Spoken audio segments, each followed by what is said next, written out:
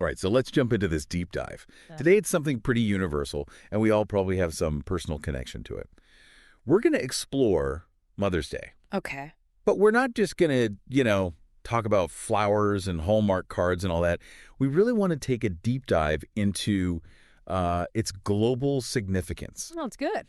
And because you're joining us from the UK, we're going to kind of pay particular attention to how things look there as we head towards 2025 based on what you've been reading and researching on this topic. Great. Our mission here, like with all of our deep dives, is to uncover the essence of this holiday. It's at the heart of it. And then explore all the different ways it's celebrated around the world, from like the personal to the global. Yeah. I think one of the things that really jumps out from all this research is just how universal that desire to honor mothers is. And, it's not just mothers, it's maternal figures more broadly. Yeah. There's something so fundamental about, wanting to show our gratitude for their love and sacrifice. All the things they do for us. Right. It's really recognizing those contributions. Yeah. Yeah.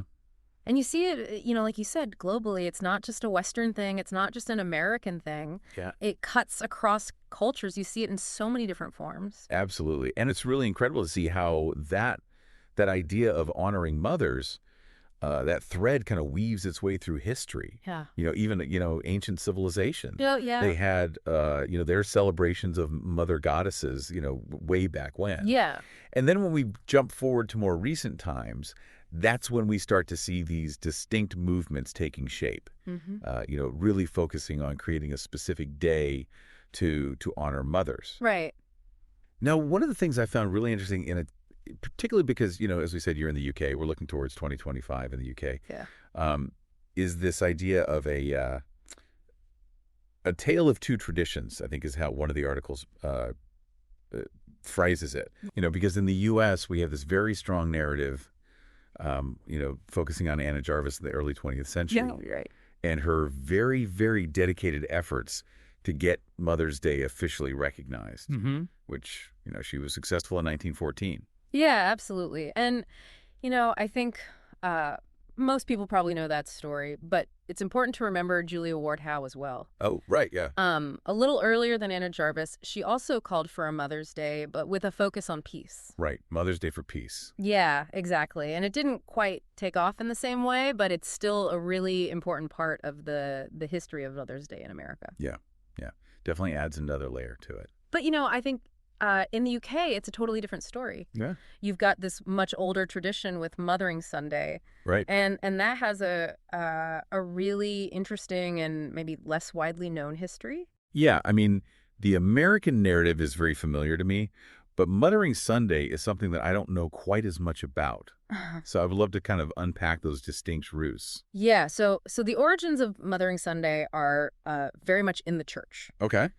It falls on the fourth Sunday of Lent, and it was originally a time when, people would go back to their mother church. Okay. So their main local church, or the cathedral, for a special service. It was like a big community gathering. So it wasn't necessarily like about honoring individual mothers, right, in the way we might think of it today. Yeah, not in the same way. But more of a religious observation. Right. That was focused on the church itself. Exactly. Mother church. The mother church, yeah. Okay.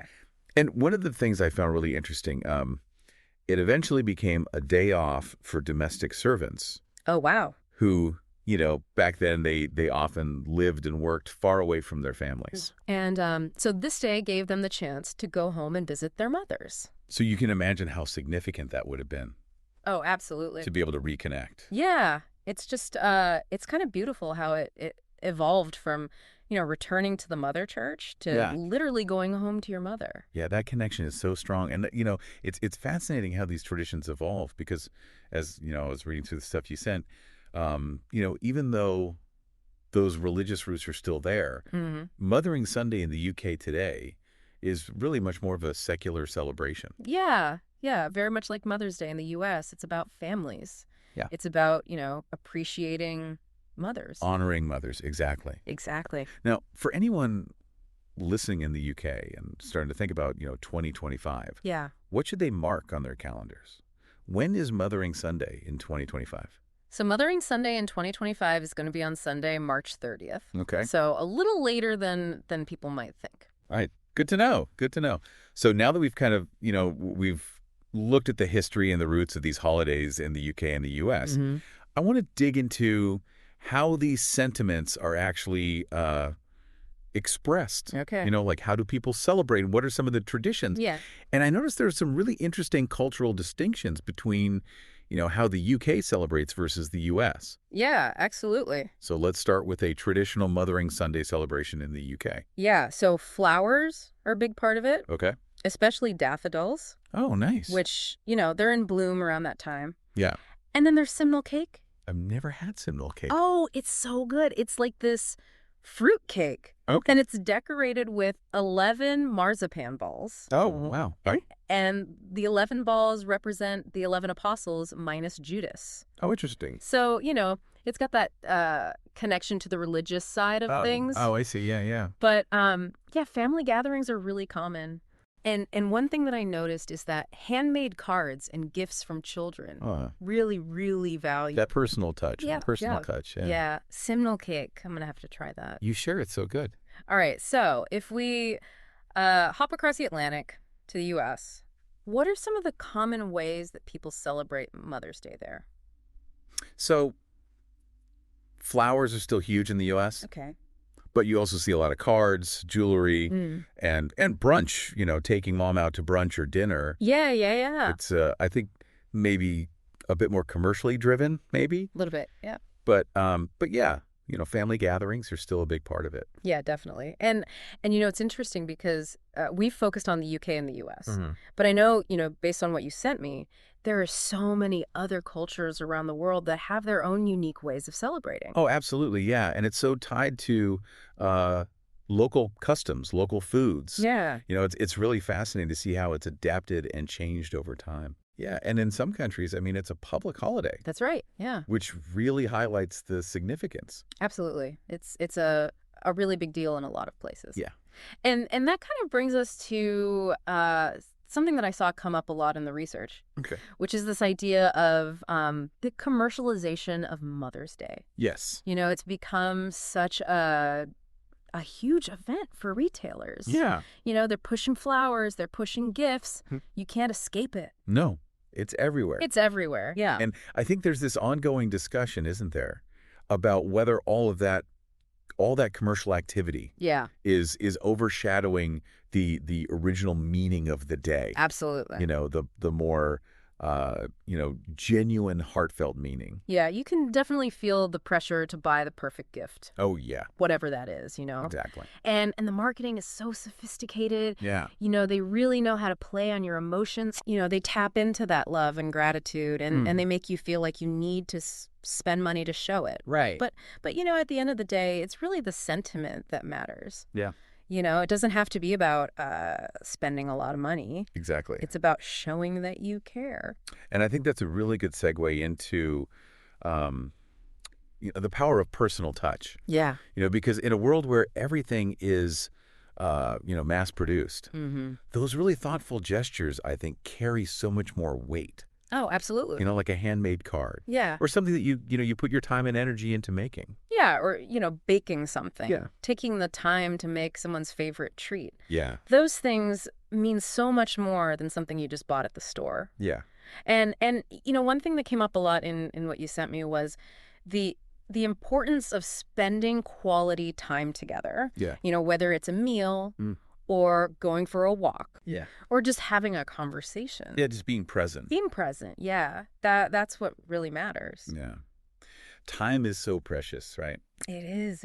And to give someone your time and your undivided attention, that's really a gift. It is. It's a huge gift. So we talked a little bit about, commercialization, but I think another really interesting aspect of how we celebrate Mother's Day is how the digital age has influenced things. Oh, yeah. Because it feels like there's been such a huge transformation just in the last few years. Absolutely. So what are you seeing in terms of the digital age and Mother's Day? Well, I mean, social media is a huge part of it now. Yeah. You see all those messages. Yeah. And, people posting pictures. Yeah. And then you have virtual celebrations, which have become really important for families that are spread out. Right. They can't be together in person. Yeah. So they do Zoom calls. Yeah. and things like that. And of course, online shopping, you can send gifts from anywhere. Yeah. Even at the last minute. Yeah, for sure. For sure. It's almost like a double-edged sword, right? It is. Because on the one hand, you have these incredible tools Yeah. that allow us to connect with people and express our feelings, even when we can't be physically present. Right. But then there's also this risk, I think, that those online gestures sometimes can feel a little bit less personal or less immediate. I agree with that. Yeah. So how do we kind of balance those things? I think it's about being intentional, Okay. even when you're using digital means. Yeah. So, maybe instead of just a quick text message, you record a video message. Right. Or you choose a gift online, but you write a really heartfelt message to go with it. Yeah. Really put that thought into it. Yep. Yeah. That makes a huge difference. Now, one of the really important points that I saw come up in all of this research is how the definition of motherhood is evolving and how it's becoming so much more inclusive. Yeah, absolutely. And I think that's really important to reflect on, especially as we're talking about Mother's Day. Yeah, it's not just about the traditional nuclear family anymore. Yeah. We need to recognize the strength and resilience of single mothers, the love of adoptive mothers, the selflessness of foster mothers. Absolutely. And the incredibly important role that grandmothers and aunts and other maternal figures play. Yeah. They provide so much love and support. Yeah. So Mother's Day, in its true spirit, it needs to include all of those women. Yeah, it's about celebrating that essence of mothering, right? Yeah. That nurturing and caring role. Exactly. Regardless of who provides it. Exactly. So as we're kind of, wrapping up this deep dive and looking ahead to 2025, Mothering Sunday in the UK on March 30th. Yeah. And all the other celebrations of Mother's Day around the world. Yeah. What would you say are some of the key takeaways for our listeners? I think the most important thing is to be really thoughtful. Okay. Really consider the person that you're honoring. Yeah. Think about their interests, their personality. Yeah. And prioritize spending quality time with them if you can. Yeah. And just make sure that your expressions of appreciation are genuine. Yeah. And come from the heart. So it's about moving beyond, just those expected gifts or societal expectations. Yeah. And really seeing the individual. Exactly. Yeah, and appreciating their unique contributions. Yeah. Well, this has been a really insightful deep dive. I think it's clear that Mother's Day, whether we're talking about Mothering Sunday in the UK or all the other ways it's celebrated around the world, it's such a significant occasion. Yeah. And it really underscores that fundamental bond between mothers and their children. Absolutely.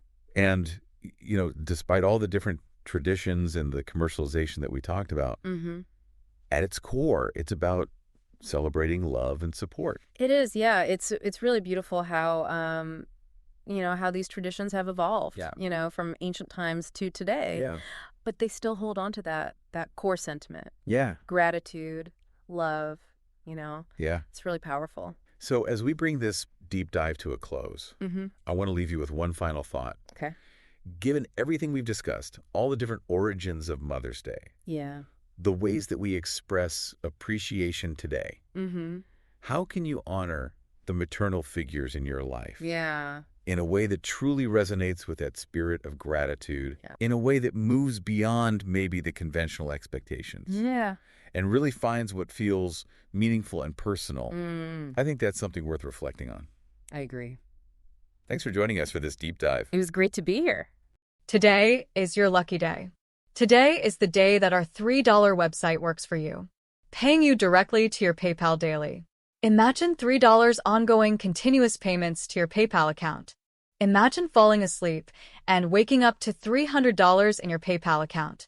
How would this make you feel? How could this help you? What bills could you pay? What kind of fun could you have? What does that retirement look like now? All for a one-time payment of $3. This website is DFY done for you, fully built and completely hosted, and never stops collecting payments for you. You have spent $3 on coffee on a regular, but that coffee won't help you create multiple streams of income. Click the link below.